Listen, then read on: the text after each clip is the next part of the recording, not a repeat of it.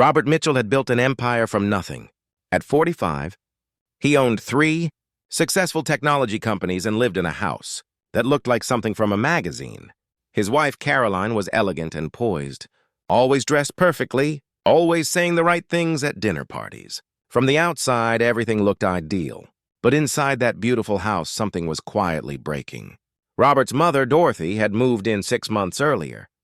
At 72, her arthritis had become too severe for her to manage, alone in her small apartment across town. Robert had insisted she come stay with them. It was the right thing to do, he'd told himself. The responsible thing. Dorothy had raised him by herself after his father passed away when Robert was just 12. She'd worked 2 jobs to keep him in good schools, never complained, never asked for anything. Now it was his turn to care for her. But caring for someone and truly seeing them are 2 different things. Robert was always at the office, always on a call, always rushing somewhere important. He'd hired a nurse to come 3 times a week, made sure his mother had everything she needed. He thought that was enough. Caroline had grown up very differently. She came from wealth, from a world where hired help managed the inconvenient parts of life. Robert had fallen in love with her grace, her beauty, her perfect manners. But lately, he'd noticed something changing in her expression when she looked at his mother, something cold. One Thursday afternoon, Robert left work early. A meeting had been canceled, and for once, he decided not to fill the empty hours with more business. He thought he might surprise Caroline, maybe take her out to dinner. He pulled into the circular driveway, noticing how quiet the house seemed. The twins, little Emma and Jack, were probably napping. They'd just turned 18 months old, and Caroline often said they were exhausting. Robert opened the front door quietly, not wanting to wake the babies if they were sleeping. That's when he heard it. A soft sobbing sound coming from the downstairs bathroom. He walked slowly toward the sound, his heart beginning to pound. As he got closer, he could hear his mother's voice, shaky and pained. "I'm so sorry," Dorothy was saying. "I'm so sorry for the trouble." Robert reached the bathroom doorway and stopped, frozen by what he saw. His mother was on her knees in front of the toilet, yellow rubber gloves on her weathered hands, tears streaming down her face. But that wasn't what made Robert's chest tighten with shock. It was Caroline. His perfectly dressed wife, in her burgundy silk dress, was kneeling right beside his mother. The twins were strapped to her back in a carrier, both babies sleeping peacefully. Caroline's arm was around Dorothy's shoulders, and she was speaking in a voice Robert had never heard from her before, soft, tender, real. "Dorothy, please don't apologize," Caroline was saying. "You're not trouble. You could never be trouble, but you have so much to do," Dorothy said through her tears. "The babies, the house, and I'm just a burden. I can't even clean up after myself anymore. My hands won't work right. I knocked over the planter this morning, and it took me an hour just to try to clean it up. And now this." Robert saw what his mother meant. There was a small mess on the floor, likely from where Dorothy had been sick. His mother's hands were shaking badly as she tried to wipe it up, her arthritis making every movement painful. Caroline gently took the cleaning cloth from Dorothy's hands. "You are not a burden," Caroline said firmly. "You raised an incredible man. You worked yourself to the bone to give Robert a good life. And now you're here with us, and that's exactly where you should be." Dorothy shook her head, more tears falling. "But you didn't sign up for this. You married Robert, not a sick old woman who can't even hold a cup of coffee without spilling it." Caroline set down the cloth and took both of Dorothy's hands in hers, careful of the swollen joints. "Do you know what my mother told me on my wedding day?" Caroline asked softly.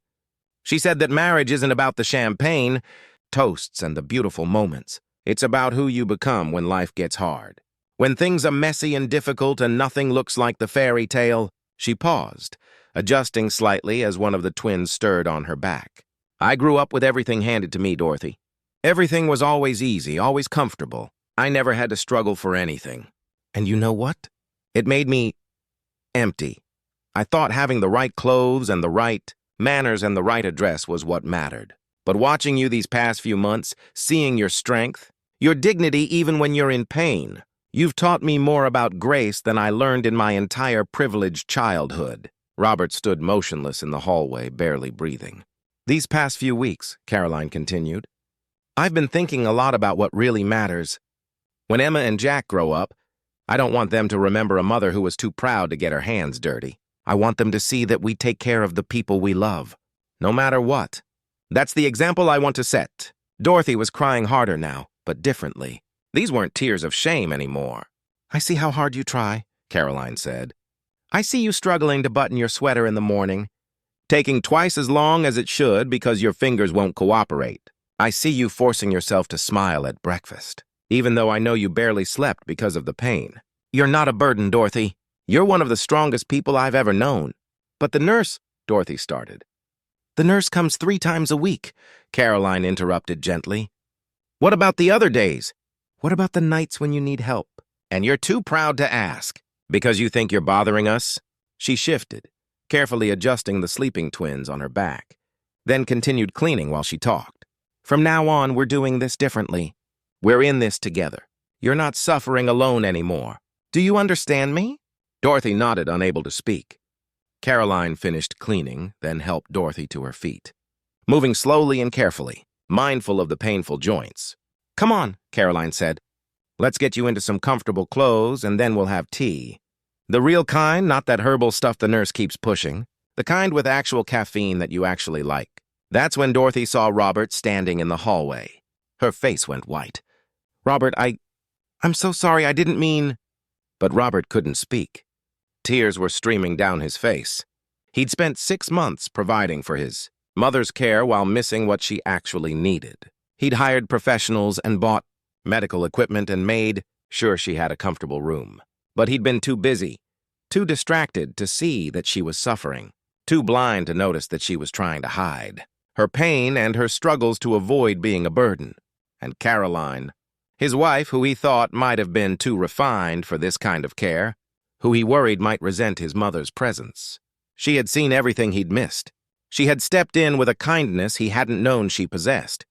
Robert walked forward and wrapped both women in his arms. The sleeping twins pressed between them all. I'm sorry, he whispered.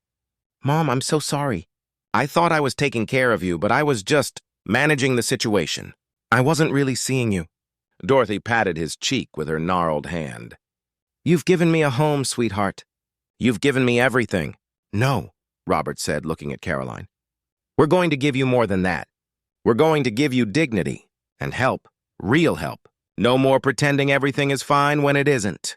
That evening, after Dorothy was settled comfortably in the living room with the babies, playing nearby, Robert and Caroline talked for hours, really talked in a way they hadn't in years. Robert cut back his hours at work.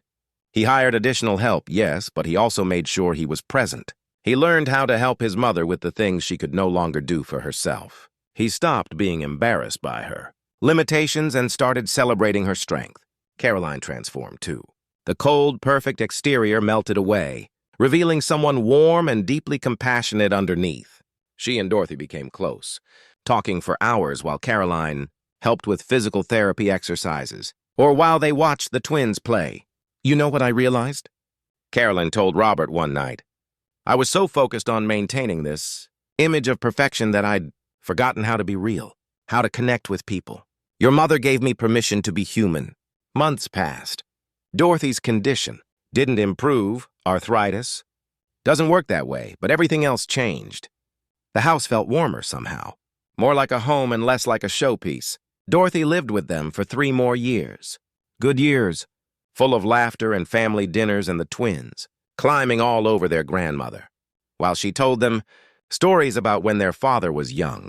When she finally passed, peacefully in her sleep at 75, the grief was sharp but clean. There were no regrets, no wishes for more time to say the things that needed saying. Everything had been said. Everything had been felt. At the funeral, Caroline spoke through her tears. She taught me that kindness isn't about grand gestures or perfect moments.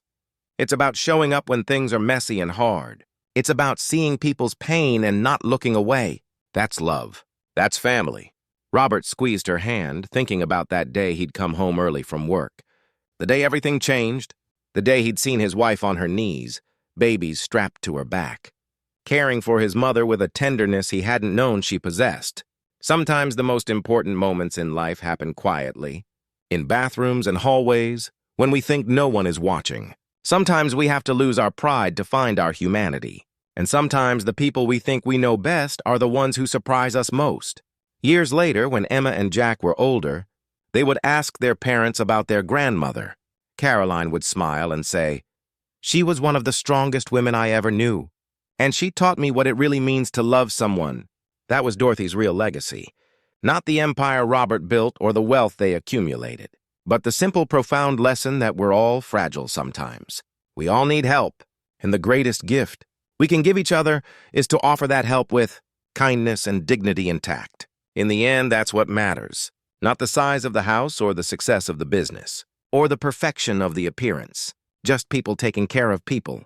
Just love in its most honest, unglamorous, beautiful form.